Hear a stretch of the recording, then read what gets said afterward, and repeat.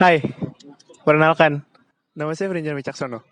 Sebelum kita mulai TED Talk hari ini, saya mau nanya sama kalian. Di sini ada yang pernah dikecewain sama dunia, dikecewain sama semesta, atau sama manusia? Pernah nggak?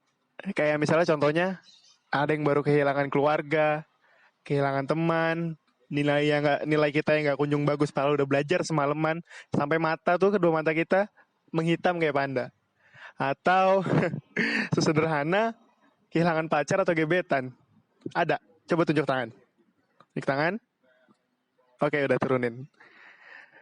Emang rasanya tuh nyebelin banget. Rasanya tuh kita sedih, kita marah. Tapi setelah kesedihan dan semua kemarahan itu, kita kan melewati suatu fase. Fase yang berat, fase yang susah banget kita yang biasa manusia untuk melewati, yang kadang tuh mustahil banget untuk dilewatin. Kayak misalnya tuh, bukan misalnya, fase ini tuh dinamai, kalian udah pasti tahu lah. Fase ini namanya fase ikhlas. Satu kata berjuta makna, satu kata yang manusia sampai sekarang tuh belum tahu jawaban. Banyak manusia belum tahu tuh sebenarnya jawabannya tuh apa. Iya, ikhlas. Terkadang tuh banyak manusia yang bilang bahwa ikhlas itu mudah. Kayak ngapain sih dipersulit? Padahal kan cuma tinggal ikhlas saja. Tapi nyatanya nggak semudah itu. Karena saya percaya setiap orang itu punya caranya sendiri untuk memaafkan dirinya masing-masing, punya caranya sendiri untuk sembuh dari lukanya masing-masing. Dan saya akan mencoba memberitahu kayak apa sih yang harus kita lakukan untuk membantu kita harus bisa ikhlas gitu. Yang pertama mungkin kita harus, yang paling penting sih ini menurut saya, kita harus bisa memaafkan diri sendiri. Kenapa harus bisa memaafkan diri sendiri? Karena kalau kita belum bisa maafin diri kita sendiri, bagaimana kita maafin masalah-masalah lalu yang dulu udah pernah ada? Karena saya tahu, terkadang karena kita belum bisa memaafkan diri sendiri, kita masih terjebak dalam penyesalan-penyesalan yang dulu seperti saya harusnya begini, saya harusnya begitu, dan sejuta penyesalan lainnya. Yang sebenarnya itu sudah tidak harus bisa disesali karena itu udah bukan salah siapa-siapa. Yang kedua, kita jangan terlalu memikirkannya. Kenapa jangan terlalu memikirkannya? Kita boleh untuk memikirkannya, karena jika kita tidak terlalu memikirkannya juga itu tidak baik. Itu namanya kita lari dari masalah. Tapi apabila kita terlalu memikirkannya, terlalu memikirkan seperti yang anak zaman sekarang bilangnya itu overthinking, sebenarnya itu nggak baik juga. Itu nggak sehat. Setiap malam kalian meracuni diri kalian sendiri dengan persoalan-persoalan yang itu aja, dan kalian meracuni diri kalian sendiri. Dan pada akhirnya apa? Kalian juga kan yang sakit.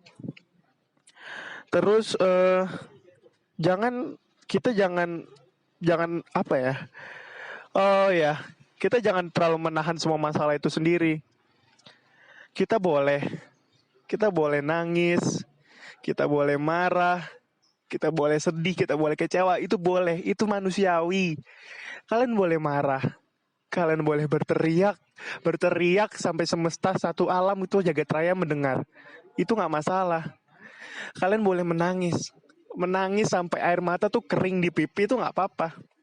Gak usah dengerin kata orang kalau kalian itu cengeng, kalian itu apalah. Karena menurut saya itu adalah hal yang wajar. Kita ini manusia, bukan robot.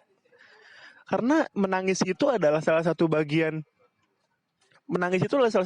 dari pertahanan diri kita untuk tetap waras untuk hidup di dunia.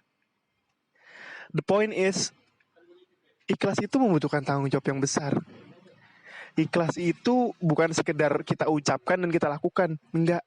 Ikhlas itu membutuhkan tanggung jawab yang besar. Tanggung jawab seperti kita mengontrol emosi kita agar kita tidak terlalu berlebihan untuk mengungkapkan itu semua. Karena saya tahu terkadang memang kita capek, kita bosan dengan semua kemarahan, dengan semua kesedihan, kita capek banget. Saya tahu persis dengan hal perasaan itu semua, saya tahu. Dan saya juga terkadang kita namanya manusia ingin saja menyerah. Tapi tolong jangan menyerah. Masih banyak orang yang sudah rindu dengan senyumanmu, masih banyak orang yang sudah rindu dengan tawamu. Itu nggak apa-apa. Kalian boleh menikmati semua kesedihan yang ada, kalian boleh menikmati semua fase marah yang ada. Tapi aku mau kalian itu bisa bangkit setelah semua permasalahan ini sirna dan menjalani hari-hari seperti biasanya. Saya ingin mengutip suatu kata dari musisi yang saya suka banget, namanya Kunto Aji. Dia suka bikin musik mengenai self healing, itu sangat membantu. Kalian boleh dengerin dengan albumnya Mantra Mantra. Dia bilang kayak gini, eh ikhlas itu bagaikan otot, semakin dilatih akan semakin kuat. Makanya itu, semakin kita banyak kekecewaan, aku tahu itu emang susah, emang menyebalkan fasenya, tapi pasti kita akan bisa kuat. Karena aku yakin kalian pasti bisa bahagia.